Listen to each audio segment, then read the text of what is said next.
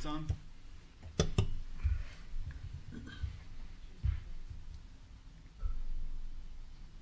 Good to go? Good to go. I'd like to welcome everybody tonight to our virtual town hall meeting. I'm a little excited. This is my first virtual town hall meeting. Mr. Cameron tells me that these go very smoothly. I have no reason to disbelieve him. Yeah. So we are going to do our very best to get through this.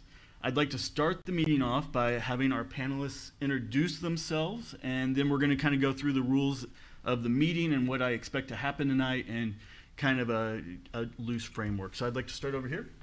Lieutenant Jamie Burks, Republic Police Department. I'm Mayor Matt Russell. I'm David Cameron, the City Administrator. Captain Tim King, Republic Fire Department. Damon Phillips, the interim city attorney. That's legal counsel to make sure that we stay out of trouble. So tonight, an overview of the meeting. What we anticipate happening is that we're going to go through a 10 to 15 minute presentation. We have a PowerPoint presented. These are going to be some of the common questions that we've been getting, hopefully answering some of the questions you might have in your minds. We're going to then turn it over to previously asked questions through email, frequently asked questions via social media, news media, what we've been hearing. We're going to try to answer the questions that we've been hearing so that you understand where our position is. We are then going to have live questions, both here in person, if anybody here has questions, or online through our various social media and YouTube channels. The why. Why are we here? Well, number one, we've gone through 2 workshops, numerous meetings, multiple social media. Mr. Cameron was on Repmo Radio recently. We have been doing everything that we can to be as transparent and open about this process as possible, because our job as the city is to educate. So our goal here is to create that transparency to make sure that we are being as open and honest with everything. The facts are the facts. We are going to do this town hall in that effort. We are going to make sure that we follow a certain etiquette, though. So questions either online or in person, please be respectful. And let's limit these to questions. We're here to answer questions. Long statements about your personal feelings, I get it. Everybody is strongly opinionated about this. We're going to try to answer questions tonight, so let's try to stick to questions. We're going to try to jump back and forth between live questions and previously submitted questions. We have several moderators that are going to be here that are going to help us get through that. We will try to answer absolutely everything that we can. We are going to give everybody an opportunity to ask their questions, and we are going to try to address them. So with that, I'd like to turn it over to how to submit a question. Thank you, Mayor. The best way and most easiest way to submit a question is just to send a direct email to ballotquestions@republicmo.com, ballotquestions@republicmo.com. And if you're joining us via YouTube or in live video, if you are a YouTube account user, you can just type directly into the chat. Those are the 2 ways. Excellent. Thank you, sir. Now with that, I would like to turn it over to Mr. Cameron, who's going to lead this presentation. Thank you, Mr. Mayor. And thank you for those that are joined online and those that are here in person. Again, this is another opportunity for us to communicate the ballot measure that will be next Tuesday, August 3rd. As the mayor indicated, we started this process, I believe, actually back in March. We had a couple of public work sessions and then the 2 public votes. So we've discussed this information deck, but in the same time, we don't want to presume that anyone has not seen some of this information. So we want to take about 15 minutes here to go through it. And if at any time there's a question, I go too fast or get a little too technical, I have no problem to stop and go back and reflect on a slide at any time. But again, I just appreciate the opportunity for us to present the question. Again, it is a question. And so bringing the questions to the community is kind of what it is the objective. So we'll just get started. Again, this is a proposition. It's called Proposition S for Public Safety. August 3rd, 2021. Okay. Maybe not. I got to go backwards? Or? Okay. Did I go too far? Sorry. We test the equipment now. It's not working. Small technical difficulty, sorry. Try it. Okay, you have to go backwards a little bit. Okay. So, let me go, sorry. There it is. So Proposition S, just a general overview. It's a 3/4 cent general fund sales tax. dedicated exclusively for public safety, additional police officers, additional firefighters, pay adjustments to remain competitive regionally. Just brief discussion about that. Currently we have is it's part of this ballot measure. It would adjust because you cannot bring in new staffing at a new rate of pay and not adjust the positions that we already have. We're improving the retirement benefit by about 9%. We'll actually be at 9% per year per officer.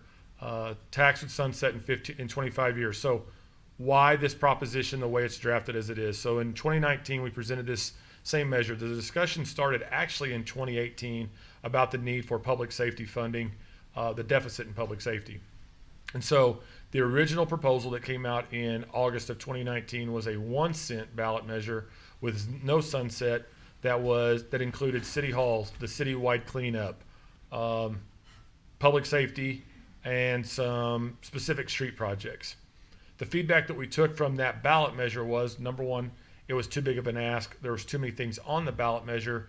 Had it been for public safety, there would have been more support. So if it was specifically for public safety, then that would have been something that the community could get behind. So there was too many things, it's too much, and there was no sunset. So we went back after that, and that's what created this Proposition S the way it is drafted. So we reduced it to 3/4. And the reason why is not because it's trying to manipulate it, like, well, what if you asked for 1 cent before, why are you asking for 3/4 now?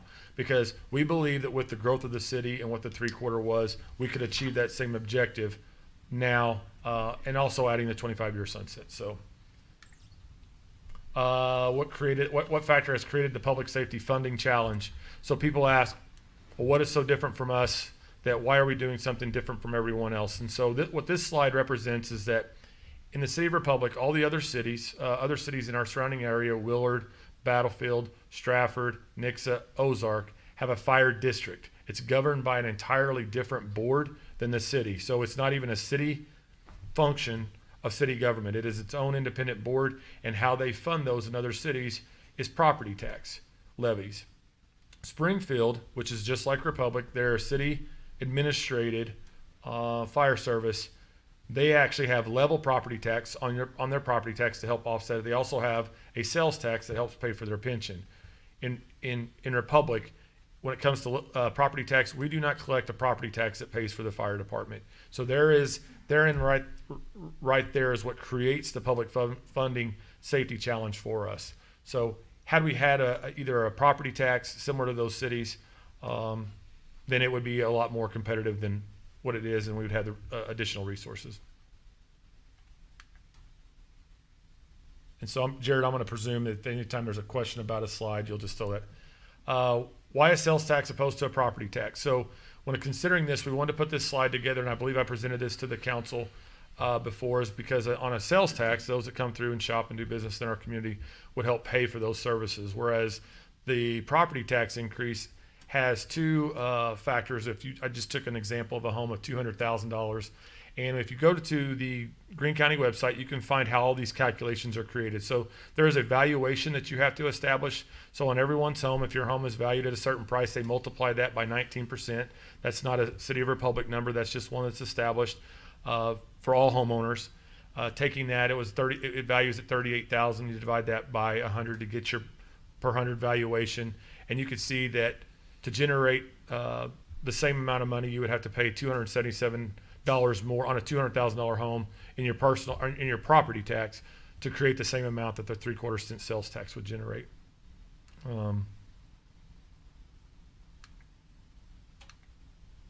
So just some quick facts about the police department. So the national average or standard is that you should have 2 officers for every 1,000 residents. And ideally, that's an ideal state. So basically, if we're a town, say, of 20,000 people, or even if we're at 18,000, we should have 36 officers. Right now, we're at 24. So you can see the surrounding in Nixa and Ozark, they're averaging 1.9, which is right there per the national standards. And so therein lies some of the challenges of what we're trying, not necessarily trying to be like everyone else, but what the national standard is for policing in our community. And so, for that, right now we're about 12 officers short per national standards, 13 less than Ozark, and then 18 less than Nixa, covering 2 times the area that those cities those cities have. So to put it in perspective, I'm not sure how many in our community realize that in 2007, the city consolidated with Brookline. So if you take the total geographic area of Brookline, it doubled the geographic size of Republic. So we're covering 24, is it 24 square miles, Lieutenant? 4.5, So 24.5, whereas Nixa is covering how many? not just under 10. So we're actually covering double the square miles with significantly less the people. So this is one of the key slides of total number of staffing that we have to meet the need. The proposal would add 12 additional positions, 9 police officers, 1 lieutenant, 1 detective, and 1 police service representative. I think the piece that I did not include, and maybe I'll stop and make note of it here, is also on the detective side. When you consider the size of our community that's growing and the total number of cases that we're dealing with, these are not statistics that you throw out on your website showcasing, hey, the number of crimes has increased, the total number of calls, the total number of things that we're needing to investigate, and the timeline for when we're getting justice for people in the situations that are taking place. And so I think the detective position right now, for especially our businesses and those that have been, there's been theft or there's been things to get recovery for them, that's a big piece. The increase in retirement benefit, I think what's very difficult is our officers up until last December were about $4 per hour. Police officers were about $4 an hour below. And then on top of that, 9% below the area in competitive retirement. So when you consider that somebody comes to work for the city, we were pretty much training them and they're leaving it, I believe, since 2007, or there's been almost 20 of those employees have gone to Greene County to begin service with them. And then also we would adjust the pay to retain the employees we have, and that would be something that we would be doing immediately should this be a successful measure. The other thing to note about the police department, that in 2016 it was 2017. It was my first budget, or preparation for the 2017 budget. We actually had to transfer the remaining funds out of the street budget for policing purposes to balance the city's budget. So I think that that's one of the things, that it would return the state motor fuel tax and motor sales tax back to the street department. The Republic Fire Department. So in the same size city, and you can see where the city of Republic is doing this with a similar size population with a minimum of 10 less employees compared to the other cities, and also at the same time, in some places 13. So this one here is probably they're all concerning, but when you consider what the response time is for our fire service, and I go back to a call, and I've referenced this call from the very beginning because people want to know, well, how does that impact me? So I referenced a call, I believe it was on March 1st, where we had an active fire. The first response team that got there was with 3 people. So we have 6 on staff. A fire takes at least 15 people to actually safely, what they call 2 in, 2 out, to fight those fires. We responded with 3 in the first 6 minutes. Within 12 minutes, we had 6. It took 31 minutes to have all the staff at that fire in the community. We called from Billings, Clever, Willard, Battlefield, and Springfield. Those are all the agencies we had to rely upon to address that fire. I don't say that to scare or even it's more to showcase that we're relying upon other groups to show up to cover that, but 31-minute response time is not adequate to protect life and property. Even when a team shows up with only 3, they cannot actually do an active rescue because there's not a backup to support them should they go down. And so I think that is a notable position that we wanted to show, not to create concern, but this is the reality that they're dealing with when they're showing up, that they can't actually go into that fire until additional staff show up. Again, I'm going to highlight that the key difference here is that the fire service has no fire district or no property tax to fund it, and all these other cities that are highlighted, Nixa, Battlefield, Willard, and Republic, at 0. They're noted on the bottom of the slide. Can you hear me through the microphone okay? This would add 14 additional staff members, 9 firefighters, 3 battalion chiefs, 1 fire marshal, and 1 deputy fire chief. I'm not going to get into the logistics of the fire service, but one thing that I would tell you, that this is also the piece that, talking about the same fire, I guess I'm going to get into logistics, but on that fire, a battalion chief, should they show up, they're going to be the first one to the scene in a vehicle that's not necessarily a fire truck. So they're showing up in something that is much more nimble, much quicker response. They're immediately calling to the truck, telling them what they can expect when they get to the scene. They're kind of the site layout of it. And so not having that position for all 3 shifts is very critical, because that time and that intel on a fire, or if it's something, someone's hurt, someone's injured, is being relayed back to these units immediately versus waiting for 6 minutes to arrive to assess what that may be. So that's why when I first arrived in Republic, like, you guys don't have battalion chiefs, that's a concern, because it exposes not only the health and safety of the property, but also the health and safety of the officers that are arriving. This would also increase the retirement benefit and increase the base rate wages for all current staff members. So how much will how much revenue will the proposed sales tax generate annually? Again, I want to say this in full transparency. This is all subject to change, because things change over time. So I don't want to sit there and say that's exactly what the number could be, because the audited financials could come back and that could be higher or a little bit lower.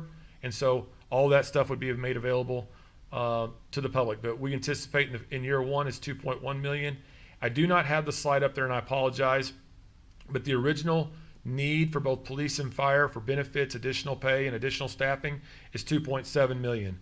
So I'm asked a question, and it's a valuable question. Why are you asking for a number that does not meet the need? Because I actually believe the growth of the city, paired with where we're at there, we can mirror into that and eventually grow into it at a reasonable pace. And so I think that we have to consider that before we're asking for a full amount and having actually too much money. So this is a situation where we would grow into the growth of the city and grow into these numbers. So we're not trying to intentionally say, well, listen, you're not going to meet all these needs. We're going to start with the pay of the employees that we have first, the retirement benefit for them second, and then begin, because it's going to take some time to recruit 26 new employees into the police and fire service should this pass. But you can see in year 10 what the growth should be. But again, that is all subject to the change of what the growth of the city is taking place. We are a growing city. We do not negate that we're a growing city, but actually looking into that crystal ball and knowing what that's going to be, we do not have that. So I believe that this is the best projection that we could put together with the information that we have. How will the money be spent annually if we should proposition should pass? I just brought this up. The compensation, personnel and compensation adjustments would be about $665,000, and then the fire would be $729,000. I'm sorry, the first one was police, and the Republic, the added retirement benefit would be about $754,000. So we return the state motor fuel tax incrementally back to the street department as we can. I want to showcase this slide because I've been asked where does the sales tax go? So the city's current rate is 8.35%. Of that, the city is currently at 2.375. And so in the podcast I did recently, I was asked the question, about how the structure would be. When I broke this information down, I believe last year the city of Republic, in city proper, in our sales tax, generated $26 to $27 million in sales tax. 71% of that sales tax did not even stay in the city of Republic. It went to the state or Greene County, which leaves the city of Republic with 29%. Of the 29%, if you take that small piece down, it's only 42% of the 29. I know I'm using numbers, but take that. We keep 29% in the city. 42% goes into the general fund that funds a portion of the police and fire. So all the other funds that we receive of the remaining portion of the 29 goes to parks, street. I think those are the 3 that we got. Oh, and then the capital improvement sales tax. And so when they're all divided up, when you think about what that is, 71% doesn't even stay in our community. We have no control over where that 71% goes. So when you see that number, I understand that it's like you're going to go to 9.1. Understand that 71% of that is still not even staying in our community. I'm not saying none of it comes back, but it's hard for us to quantify what does come back. But that is I felt like that was a very interesting slide in the discussion.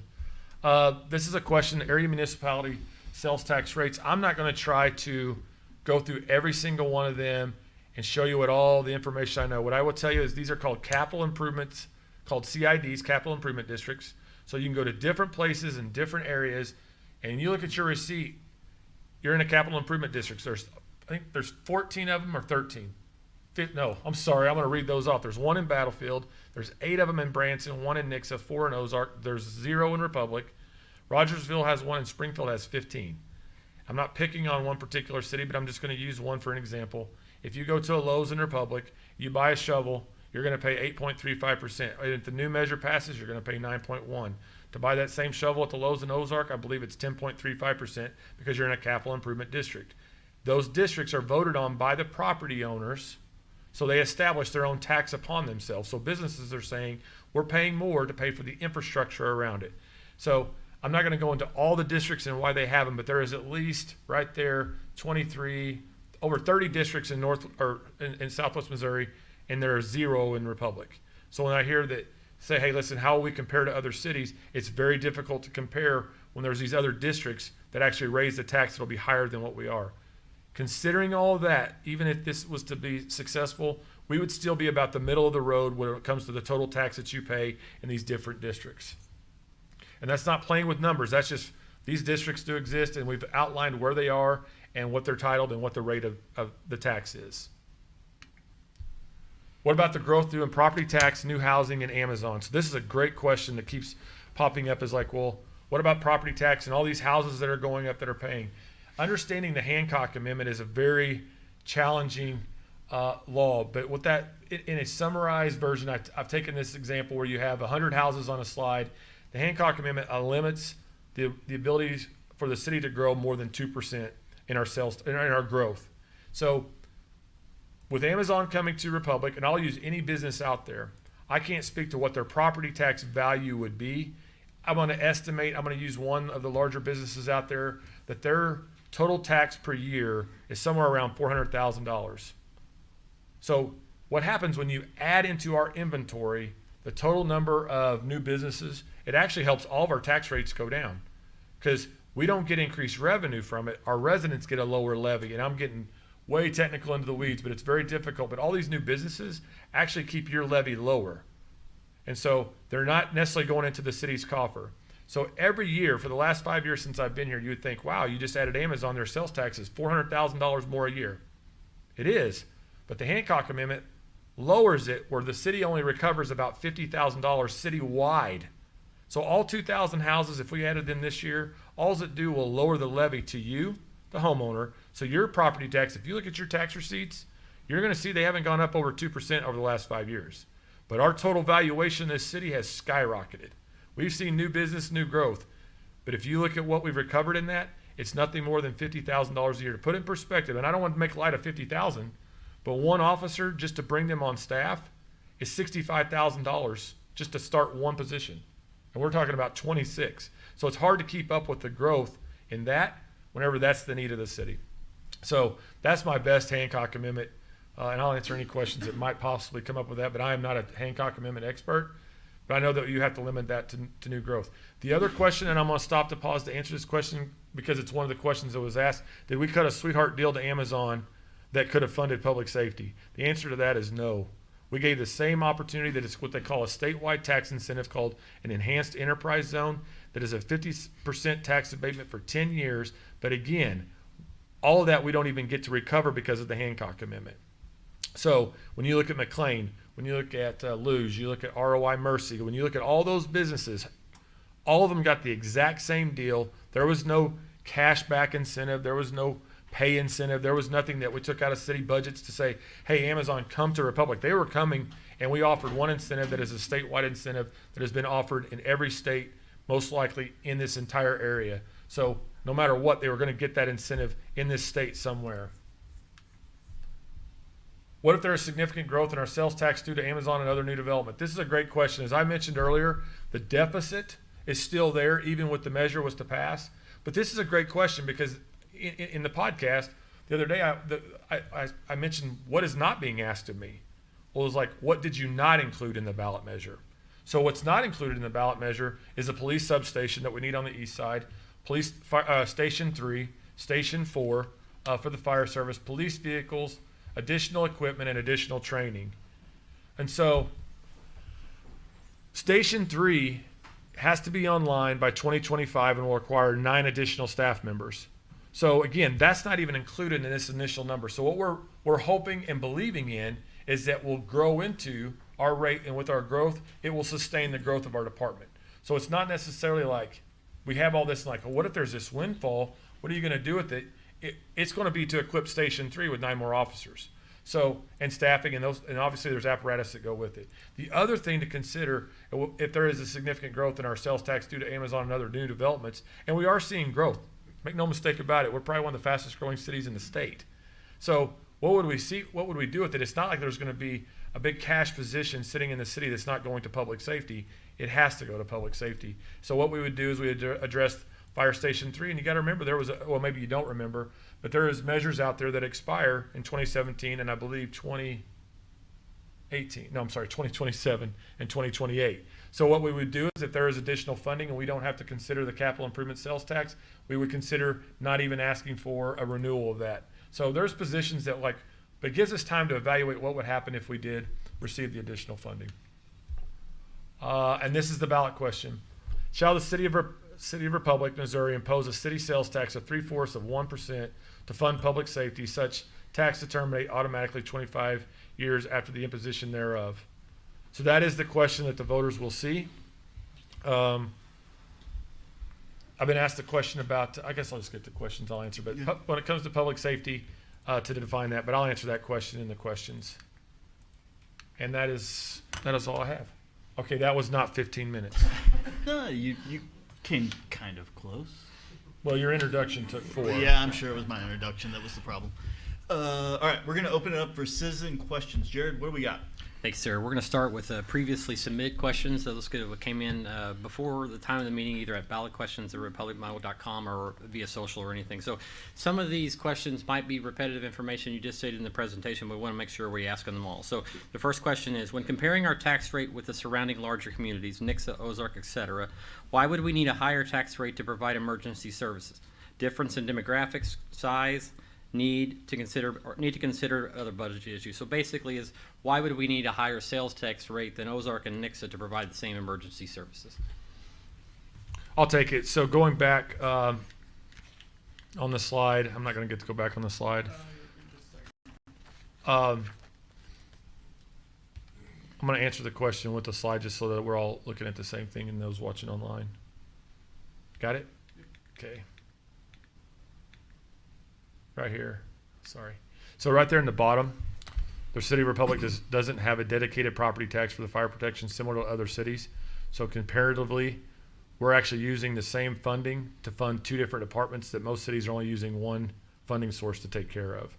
So this is the big glaring issue, is that there is no property tax to fund it. But I'm pretty sure I pay property tax. Yes. It's just not the same as other cities. So great question. So in those other cities, what you're seeing is that's in addition to the property tax you're already paying to the city. So this is not that's the only property tax that is going to those communities. That's the additional tax that's added to their property tax that our community, our citizens do not see.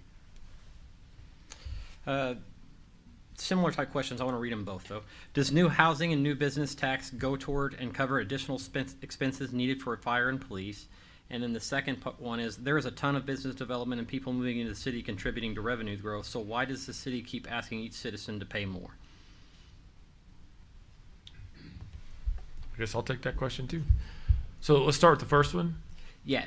Does new housing and new business tax go toward and cover additional expenses needed for fire and police? Okay, back to the Hancock Amendment. So basically, the one thing about it is, and I want to say this very carefully how I say it, because I don't want to just, people are like, well, you don't appreciate the housing. New housing creates more need and more cost than what it generates in revenue. So basically, the need to provide service, like talking about needing 2 officers for every 1,000, that new house and that property tax does not cover, because it's split between 3 different areas. One goes to the general administration, second goes to street lighting, which is interesting because the citizens chose for street lighting. I'll stop right there for just a second. The street lighting bill in the city is about $200,000, and that property tax funds about half of it. So we actually have to pull out of other accounts just to pay the street lighting bill in the city, which is quite interesting. And then the other one goes to parks. So we split that 3 different ways. And then the other question was, It was the same type question, but there's a ton of business development and people moving into the city to contribute to revenue growth. So why does the city keep asking each citizen to pay more via sales tax? Okay, so the answer to that question is, as a city, we're growing, but also as do the cost of the city. So we're just as susceptible to paying additional cost, keeping up with the bills that we still have to pay. We still have to pay the natural gas bill. We still have to pay the electric bill. We still have to take care of operating services, paying people, paying personnel to take care of it. And our sales tax, yes, our growth is increasing. I guess I could look this way. Our growth is increasing, but not at the pace by which we got to keep up to sustain what we need to do. So if you look at all the audited financials, you'll see that we are growing, but I think what has to be considered, and it's very difficult, is that what was the financial position of the city in 2016 and playing catch up to get the city in a strong financial position, just kind of to right the ship. And so I think that a lot of that is kind of making up for lost time. The next question deals with our current sales tax rate, and I think it's just a point of clarity, but she says, how much is the current sales tax? Many say that this is a 75% increase, but without knowing the current sales tax rate, folks are arguing that the 75% of 1 cent equals 75% tax increase. So I think we would just need to defer to our slide for the sales tax information.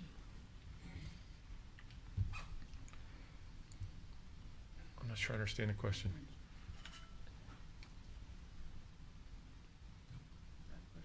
It's yeah. So I think we need to go to the city, the different cities, what they're paying.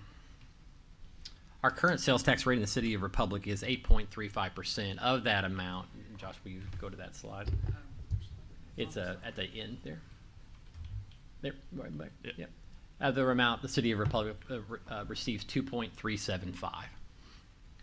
I think what the question was is she thought it was a 75% increase over the whole 2.375, and it's actually just 75% or points or 3/4 of a 1 penny. So 2.375 plus the 7.5, the math would equal for the city of Republic. Let me do that math real quick in my head, or I can do it on a calculator. It is 3.47. No, that's incorrect. 1 moment. Anybody better at math and middle math than I am in my head? I'll let you have it. Thank you. I'm still struggling over the question. Yes, But that's okay. I it's- just want to make sure I answer the question. Yeah, so the new sales tax rate the city of Republic would receive is actually 3.125% out of the total 9.1%. We Okay. currently receive 2.375. Our city of sales tax rate would go up 3/4 of a cent, 0.75. So we would actually, if this should pass, would receive 3.125 out of the 9.1. I think that was the question. I think she read it as the whole thing's going up 75% as a whole, rather than 75% of 1 penny. If we did not answer your question, send Yes. us another email. We'll do better. Yes. Yeah, because what I want to believe that is basically of 1 cent, Yeah. it'd be 7.5. 0.75, yeah. Next question. Where is the extra tax going? Many say the city is mismanaging money, and that is the new tax is going to the general fund. I read the poster, but I believe this needs to be cleared up. Where is the extra tax if this should pass? Where is it going to go? Where would the money go? Yes. It would go into a restricted cash account for the police and fire department. So that actually goes right into the next question. Will the money from this tax increase go into a special account that will only be used for police and fire and can't be withdrawn out for anything else? That is correct. I mean, it will go into a specific account. And I would encourage anyone to go into the city. You can go into the finance department, look at documents. You can look at our budget. You will see right now there's line items for police and fire. What would happen should this pass? There would be a new account created or new line item created, and it would be, you could follow it straight from the Department of Revenue office. It would be direct, just like it is today. It would be directed to each one of those accounts on a monthly basis, and it'll be available online so that could be viewed. Next question, we've already addressed it, but we definitely want to get all the questions asked. Jared, can we go back? I don't know if I've answered the question. It says mismanaging money. Is that a many say the city is mismanaging money, and that this new tax is going to the general fund. I read did I really answer the question?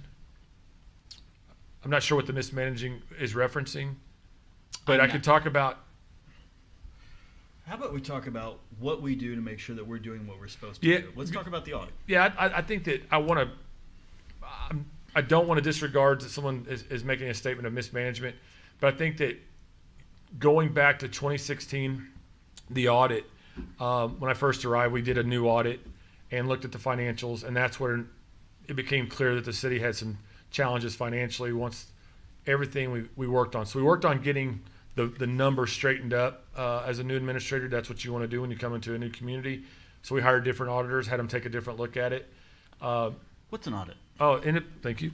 So an independent audit. So those, just from perspective, the city is a charter city, which means we have our own constitution. So the citizens vote on the way they want their government to operate. And so in that charter, it outlines that we're to do an independent audit. So we solicit bids, like we're supposed to do through state statute, and we interview auditors. We don't know them. We're not friends with them. We're maybe colleagues to some extent because we have to work together. We interview them, who's the best person suited for coming in, reviewing the city's financials on behalf of the community. And so that's required through our charter, our constitution of the city. And so every year that has to be done, and that is presented to the council in a public forum, in a open hearing, I believe the second week of June every year. And so all of those are online that you could watch the auditor's statement. In the audit, they look at everything from internal controls. They look at our sales tax. Have they been allocated properly? Is there fraud? Is there places where money has been spent inappropriately, or are we following purchasing procedures? Because it is the safety net for the community that their money is being watched by an independent auditor. So this is not someone that we know. This is, well, you get to know them because, like having legal counsel, you have a professional, but it's not a relationship you possess where you can influence their decision. They have standards they have to follow. They don't even report those necessarily to me. They go straight to a public hearing. I'm aware of what they might find. In the 2016 audit, there were 4 material weaknesses in that audit. What does that mean? So thank you. So a material weakness is something that is identified by an auditor that suggests there are not necessarily problems with your funding. There's problems with the way you're running the organization from managing the money or how you're protecting the money.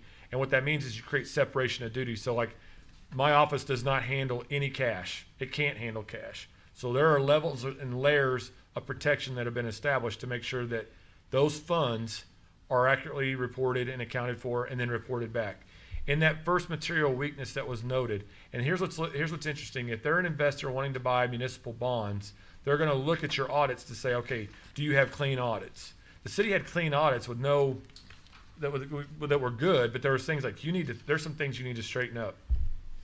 One of them was there was not enough staff in the finance department or even throughout the city to create adequate controls when handling cash. Doesn't mean they found anything wrong, but it means you got to have someone other than, your assistant writing checks and then you approving checks. There have to be measures of what we call internal controls or safety nets to protect those funds. What's interesting in all of that is they also evaluate. So we talked about the Amazon site before that was even there. They analyze every tax credit or anything you're doing for business, and they report that out as well. They also have to report the sales tax use. So they're looking at what did it generate? They have to announce what it generated. And every bit of this from every sales tax we have has to be noted in those findings. There's never been a material finding saying, hey, the city didn't handle their money right, but they're saying there are things that you need to shore up. The city did not have the position at that time to even hire enough finance staff to create the separation of controls. So when someone asked me, where did the money go? There were things that we had to hire even over police and fire just to shore up the audit finding in the first year. So we began to shore up. I think there was 1.5, maybe 2 employees in the finance department, and I believe we were able to move it to 5. But finding accountants is just as extremely difficult. So, but the other thing that we had to do is if those were in that time, there was a substantial amount of debt the city had. So we had to refinance the city's debt. And so if those would remember I believe it was April of 2017, that's why we refinanced the debt, was to free up cash, to free up the city's cash position. In that budget, that year alone, the city, after the audited, all that stuff was done and we did the budget, cut everything we could to balance the budget, moved the money out of the street fund, there was $2,000 left over. $2,000. And so like, well, that's a lot of money, but not in a city where all of a sudden, what if something breaks? And so we were able to do that and shore that up, but we also, refinancing the debt saved the city about $1 million. So we went to work on trying to reduce the debt of the city. So I want to be very clear. We went from $26 million in debt to we're somewhere around $6 million in that 5-year period. So we got very aggressive taking the money to try to get us out of debt, but also at the same time, our employees kind of keeping pace with just paying our employees. Like last year, we had to cut positions just to make up the difference in funding for the police and fire. But it also, the other thing that is probably missing is that we used the money that we made in the additional funding to address that our employees were actually paying their initial retirement benefit. So again, if you go to another city where we're competing for employees, they weren't paying the first 4%. So I believe it was 2 years. Anybody shake their head and yes? The city picked up that 4%. So what we've tried to do is actually just keep up with what's going on around us. And then the cost of inflation also affects us as well. So our costs have gone up. But as for mismanaging it or doing projects, I don't think you've seen a project come out of the general fund that I can think of for the last 5 years because we just weren't in the financial position to do those things. But I think if you look at our debt reduction from the mid-20s to below 6, I don't think that we've taken those funds and used them in inappropriate places. I believe that we put it into places that could shore up what we needed to do. For example, and I'll keep us going, but we had to replace the roof on this building. It was $50,000. So eventually you have to cut out of your budget. If you only got $2,000 left over and this is $50,000 to repair, where's it come from? So the money that we made, or that I wouldn't call it made, that has come in, we've utilized it to shore up the projects that we needed to take care of that were needed. And again, we're dealing with a city hall building that was not ADA compliant. Can I add to this? Yeah, please. So something Mr. Cameron hit on that I think is really important is this audit. Audits are to keep us honest. They're to make sure that we're doing what we're supposed to do. Once a year, this auditor comes in here and talks about this big report. And it's all online. You can go look at every single word of the report. We don't hide anything. This auditor comes in here and tells us we're doing what we're supposed to be doing. And since I've been on the council, we've had really good reports. I can't speak to that because I wasn't on the council then. But since then, we've been doing what we're supposed to be doing. What this audit would tell us is if we decide we were going to dip over here and put over here, take this bucket and go put it into this bucket, are we going to mismanage the money? This audit would tell us. This auditor would stand right here in front of the city council, who's in charge of this guy, to say, city's not doing what they're supposed to be doing. And the city council would be able to act on that. So it's not just we have to trust them. We do trust them, and that's really nice. It works out well. But we have an independent auditor that comes in and tells us, this bucket, this money, is being used the way it's supposed to be used. That's the importance of an auditor. Yeah, and the auditor will tell you that trust is not an internal control. So you can look at somebody and say, I trust you, this is going well. We all know that doesn't work. So you got in the world we live in today, you have somebody independent to come in and do that. I think the other thing that's very interesting about the transparency piece of our financial position is twice a year we actually have to post our financials in the newspaper. So everything we do, so where the city's money has gone, you can follow that to the T in the audits, because sometimes that can get very blurry. If you're not an accountant, reading that stuff could be very challenging, even for myself that read them quite a bit. So it's like, that's difficult. But our budget are just line item by line item. And if you want to see, well, where's the city's money going? It's right. I mean, it's there. There's not and the auditor holds us accountable to all of it. So that's the community's police officer, if you will, of your finances. They're your friend. They're not there to make my life or the city's easier. It's to be that watchdog. We don't want a state auditor coming in. That's why we do it. That's why the citizens voted it upon themselves. And I read the same thing on Facebook you guys do. So I read that mismanaging money. Somebody tell us, rather than just saying mismanaging money, where are we mismanaging money? We have people on this council that read that line by line. You have representatives. Tell us where we're mismanaging money. I just been doing it for 3.5 years. Next question. I believe, respectfully, we have directly answered already the next 3 questions. Sorry, we do that. No, it's good. It's good. So I'll skip to the one about Why does the City of Republic not have a property tax dedicated for fire protection like other surrounding communities? Great question. That's a great question. They're all great questions. So let's see.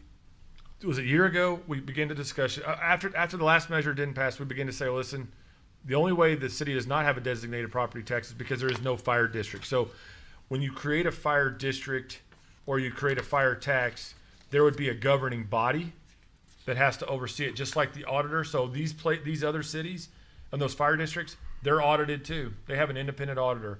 And so for us, we would have to create a fire district and then have a property tax that was administrated through a completely different agency that would have to be voted on by the people. So the unwinding of the city-owned assets, so all the fire trucks that we own now that are the citizens own versus what the fire districts own in those other cities. So the city of Ozark does not own a fire truck. The city of Republic owns several. Springfield owns fire trucks. The city of Ozark or Nixa don't own any. The fire districts do.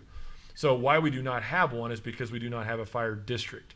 Now, I've been asked the question about, well, why a sales tax and not a property tax? So that's not the question, but I've been asked, why are you not presenting a property tax? Because the question to me would be, is the school district has historically, even in my career in government, has historically asked for property tax increases to fund schools. So, and then I've seen where other communities, and I'm not going to critique that, but I don't agree with that, have the school and the city competing for a similar ballot measure, and it should not be firefighters or police officers versus teachers. It should be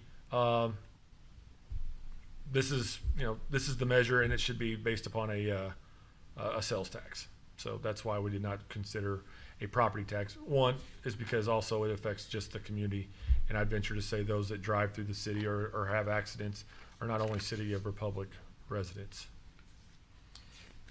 We got two more questions from previously submitted questions. The last ballot initiative called for a 1-cent sales tax. This initiative is only a 3/4 sales tax. What has changed since 2019? Can I answer this? Yeah, go for it. We listened. Look, we presented a 1-cent sales tax initiative. It was voted down. It was voted down because we put everything in it. We put what our needs were in it. And it was voted down, and then we listened. We listened to what the citizens told us, which was, if this was about law enforcement, if this was about our firefighters, we'd back it. So you know what? We did that. They said, if this sunsets, we'd back it. We did that. We listened. That's what you elect us for. That's what you hire city government for. We listened. That's why it's different. There may be a more technical answer, but when I broke it down, that's why we did it. Yeah, we reduced the amount of things that we were going to do. It's not that those projects that were mentioned in the last measure, I still take calls and still hear about, we have the money to do a citywide cleanup. To do the cleanup is $50,000, and when you have $13,000 left over in the budget, we couldn't do it. So we removed the citywide cleanup. Like, hey, that was not supported. My wife is still upset about it. Yeah, Well, there's another story to it. If people wouldn't bring it completely out, maybe it would have been 50,000. But our own city hall doesn't meet our own code. yes, like city. But not to tell the community that those needs exist. I don't believe it's administration. I believe it's saying just enough to keep you on the good graces. Where versus, I think people need to know what is the need and what is the truth. And so when you realize that City Hall was evacuated in 2018 due to environmental concerns with mold, and we had to change out the whole HVAC system because it was, and then we hired the inspector to evaluate it because I wanted to know the city's been dealing with this building, in case you didn't know, well before, 10 years before I got there. So the last thing that for me as an administrator is, what if somebody gets sick? And I'm like, well, listen, don't bring that up because people might be upset. I understand it, but I don't get the opportunity to hide things that I think the community needs to know about. So the only thing I'd changed is I wish I'd have just said, let's just make it about public safety, but I need to tell you that there's these other things we're going to have to deal with too. But because you still got to look people in the eye and say, listen, I'm doing the best I can to protect your health and safety while you're in this building. And I'm telling you, we had to gut because of mold inside the building. Maybe you watched it on KY3. They didn't do that before. There's environmental studies on the building, but when they evaluated the building, It was $800,000 just to bring it up to city code. So the same thing that we impose upon developers that they got to do, we don't even comply with in the city on our own building. But again, when you look at our budget, in that year there was $2,000 left over. How do you fix $800,000 worth of repair, provide a citywide cleanup, things of that? So we just put it all into one measure to say, full transparency, these are the needs of the city and this is what we'd use the money for. That didn't, what I heard, it was too much.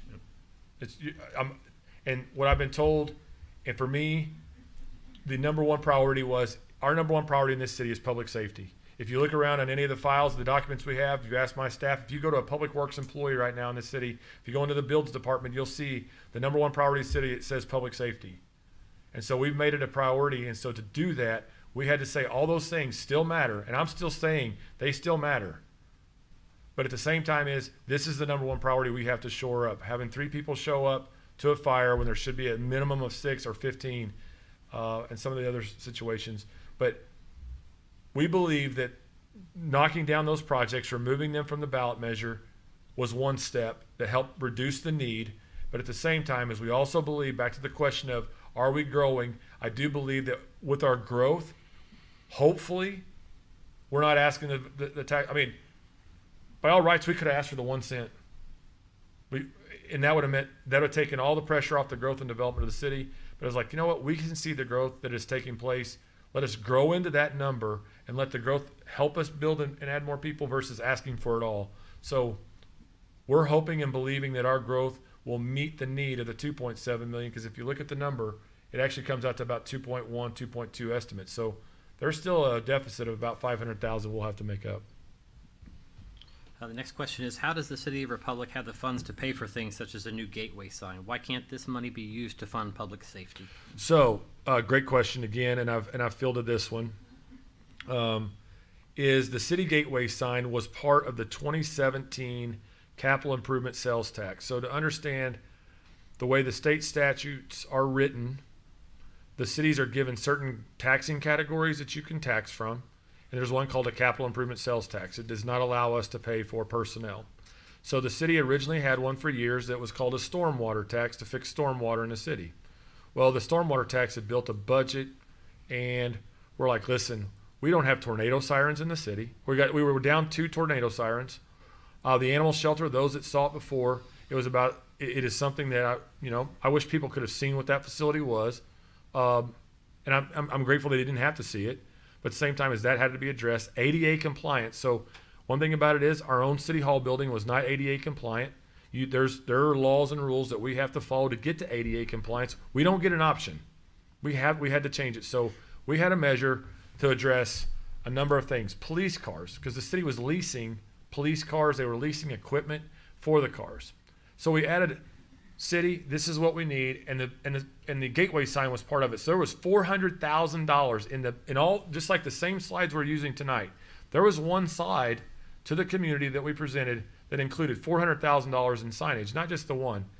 So that funding for that sign is something that the voters approved.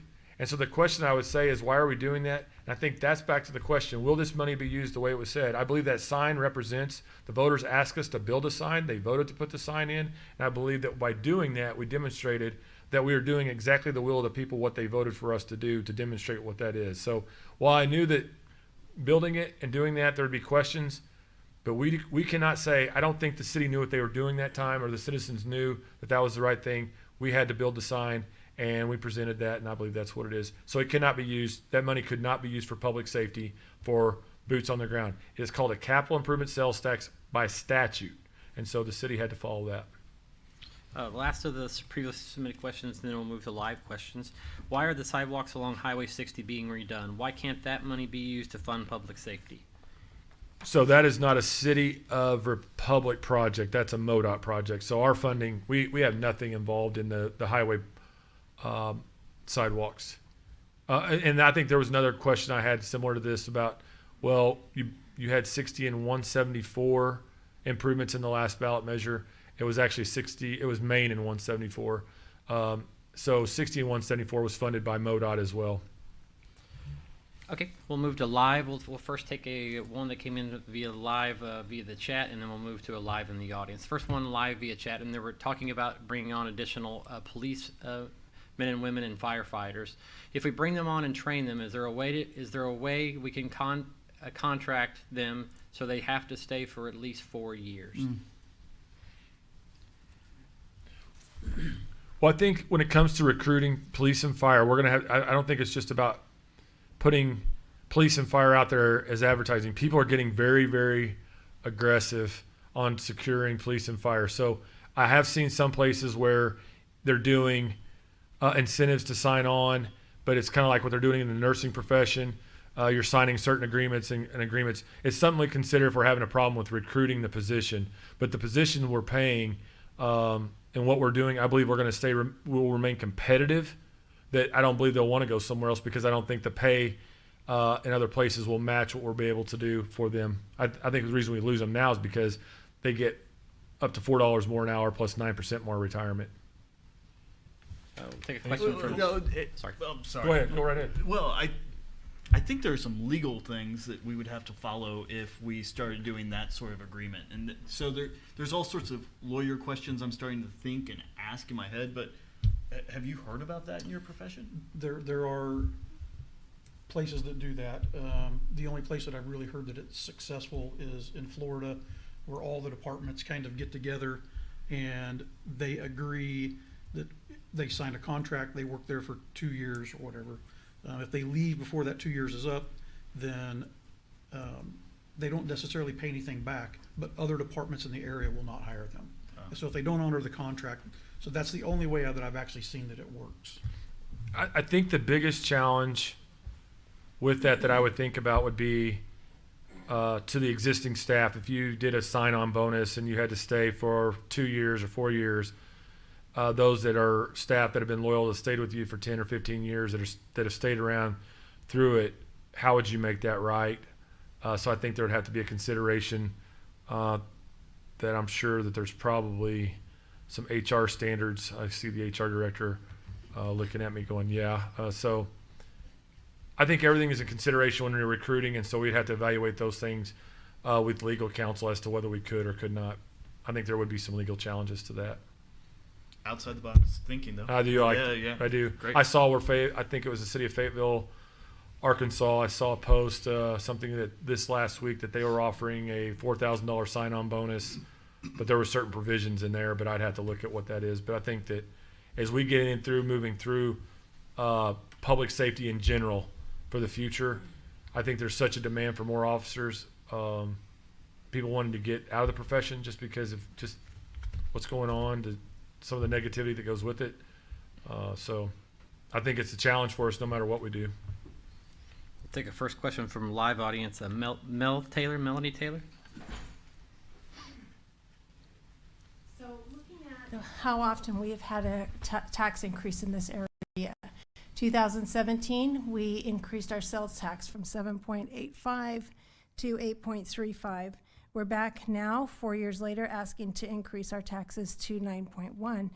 Now, with a big billboard that's sitting out on the highway 44, welcoming people to move into Republic, what is your answer for continually compensating this community with the right amount of police and firemen? If you're welcoming that growth, your answer seems to be continue raising our sales tax because that's the go-to. So what will you say to the public in 2025 when we see more growth coming in, which we know it's happening now, and will continue? What's the answer for more police and firemen that we will need at that point? Okay, so I'm gonna try to address the first part of that question. I think I understand it is why would we increase it? I think I got to go. Let me restate. Every 4 years, we're raising our sales tax. So this time, we're asking for the citizens of this community to pay more sales tax for the cause of supporting our police and firemen, which we do want to support. But there has to be a better way than asking for our sales tax to continue to increase, because if we look at what your answer is, then as our community continues to grow, which it is, and we've got a big old welcome sign out there for people to move into Republic, what is the answer for you guys to us as citizens for the need for more police in 2025? So I'm going to start with the first question. We did not raise taxes in 2017. That was not an increase. That was a renewal of an existing one that was already on the books that the voters had already So approved. 7.35 to 8 points, let me get my numbers here real quick, because that's what we show is the tax increase, and I went to the Missouri State site to get it. In 2017, it went from 7.85 to 8.35, and this is sales tax. The Greene County passed a half cent. Yeah. So, well, are we still not impacted by the sales tax that's continually increasing at a rate at least every 4 years at this point? We did not increase it 4 years ago. So Greene County increased one, the city of Republic didn't. And so is indicated by the one slide, that funding goes out of the city that we do not get for public safety or for police and fire. So we have not increased. I don't know the last time we have increased one in the city. It would have to go all the way back to before 2010. Okay, well, we'll scratch that. I can do a little more homework on that, but let's just talk about your reason for raising our taxes is to address the growth that's happening and the need for more police and firemen, plus the retirement.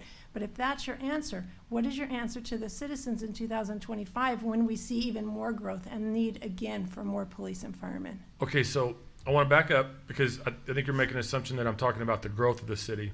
We are growing, yes.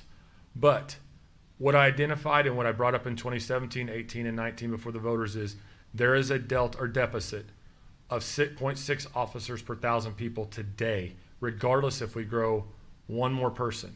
So right now, the exposure to our community, to our citizens, and to our officers is already there. I'm not talking about addressing, so what's in this ballot measure is to address the deficit that we see today, whether we add one additional citizen or not.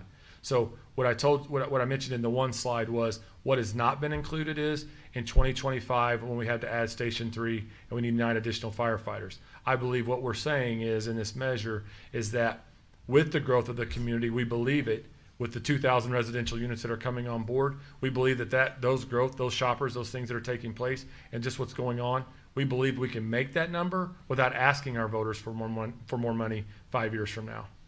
Because I don't believe we've come asking for anything other than showing what the deficit is now, not necessarily this, we're trying to sustain a quality of life, we're trying to maintain the minimum staffing levels that we're not meeting already. So this is a need to meet it. So I'm going to be clear about the growth question. Okay, well, I absolutely think that the sales tax rate isn't the means of growing a community, and I've lived all over the United States, and I know how people grow communities comes through property tax. That's a real question I think the citizens of this city need to start looking at. You compared the price of what that would be versus our sales tax, but in the end, that's the proper way to grow a community is people buy homes, they pay property tax, then you can justify growing your police and firemen. And so that is the question that, I think that people should be asking, but thank you for your time. Thank you. The next question we had was via online is how much has our sales tax revenue increased in the last year? So I would reference probably 2020 over 2019. If you don't know the number, I do. Yeah, please. So in 2020, our sales tax revenue over 2019 numbers grew 11%. So far this year, I believe YTD we're on track for about the same. Okay. There was no other live questions, so let me go to the next. And this would be a question, I believe, for either Mr. King or Mr. Burks. Let me get it correct here. And this is a little hard for me to follow, so maybe you guys will have a little better insight than I do. But why can't EMS or police give heads up to dispatch on the number of people needed or what's needed? And if that doesn't make sense for you, I could be glad to ask for clarity. In a fashion, we do. So if we get a call that is going to be overly taxing to our current staff, we call out for assistance. We call out to Battlefield, Willard, Billings, Clever, wherever. We do have some auto aid agreements, so if it's say it's for the fire side, I'm not sure about the police. On the fire side, if we have a structure fire, Willard and Battlefield automatically come to us. But if we need past that, say it's a commercial structure fire, that requires about 28 staff to even begin to address the issue. Then we have to call and ask other agencies. We have to call LR or Billings are clever. We have to request them, and they, depending on what they have going on in their city, they may or may not show up. Okay. Next question, this one is just, can you post a link to the audits, Chris, or Josh? We can definitely, sorry, we can do that, but it's already on there. Yeah, we have posted that on the YouTube channel. Thank you. Next question. What is the crime rate in Republic versus the national average? And if we don't know that, we can definitely give them the information as early as tomorrow. Yeah, I'm not sure what we compare to nationally. Okay. I know this was covered in a council meeting, but I want to ask again just to be sure. Are we sure we can't get to the number? Oh, this was a joke. Actually, I didn't read it all the way through, but are we sure we can't get to the number via bake sale? I apologize. I did not read that all the way through. Okay, sorry about that. How much did the sign entering Republic cost? I'm assuming they're referring to the new gateway sign. As David indicated a while ago, we did budgeted $400,000 for gateway signage across the city. That particular sign, which is our main city gateway sign, came in at $233,000. I want to make sure I got them all. Why can this not be taken from property taxes versus sales taxes? I believe we've answered that question already. Well, just for clarity, is that would require, again, a vote of the people for a property tax increase. And again, the position with that would be considering that is the primary funding mechanism for the school district. It would have those two competing for one another. And I'd like to point out that we've had 2 workshops where the city council absolutely grilled the city staff. And we, Councilmember Franklin, myself, numerous other council members asked about property tax. We went through it in great detail. I asked every way around that I could think of. Sure. What about this? What about this? I asked a bunch of questions. I would really recommend we go back and look at that if you have questions about property tax, use tax, other alternatives, to make sure that the city government did their due diligence to consider the options. We went into it in great detail. There were 3-hour-long meetings. Yeah, Mr. Mayor, I think that's a great point. I think that the other point was brought up was the use tax, internet sales, and looking at that, I believe we ran a model, and I think, in fact, I know we did. We presented a consideration of what it would take if the use tax grew with the growth of the city to meet the 26 positions we need today just to meet the current level of staffing. It would take out to 2035 to achieve that objective. So a lot's going to change between 2035 and 2021, but that was perspective of how slow the use tax would achieve the objective for what we need today.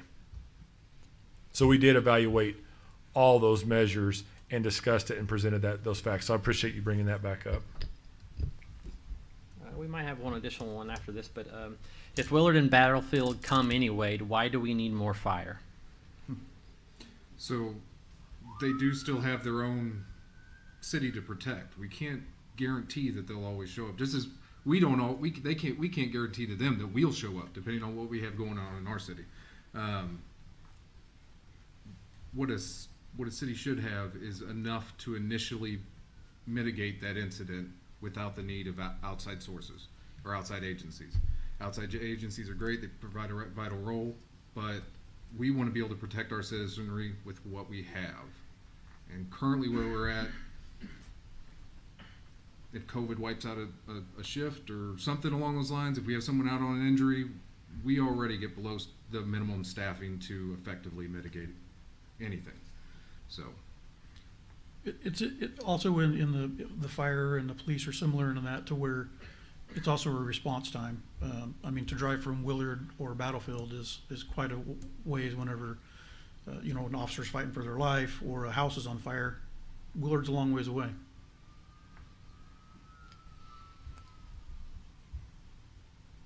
I believe that is all the questions that have been submitted in the live format, Mr. Mayor. Thank you, sir. Any other questions in person? What are you supposed to do at the end of town hall meetings? Thank everyone for the fact that they presented those questions, and I think that it's our responsibility as public officials to be in front of those questions and to do that what we've done. I appreciate the staff that have pulled it together, but that's what I tell you, is to thank the community for being the community. Well, then I'd like to thank the community for being the community. Look, this is hard. I get it. This is we're about as red city and a red state in the red Midwest. We are as conservative as it comes, and I get that. No one likes taxes. This is not something that we do because we like to be in here at 7:10 on a Tuesday night. This is not something that we enjoy. This is something that we have a deep feeling that we need to educate the public, get the facts out there, and ultimately let the voters decide. You know, this is a situation where you can get your sources from wherever you want.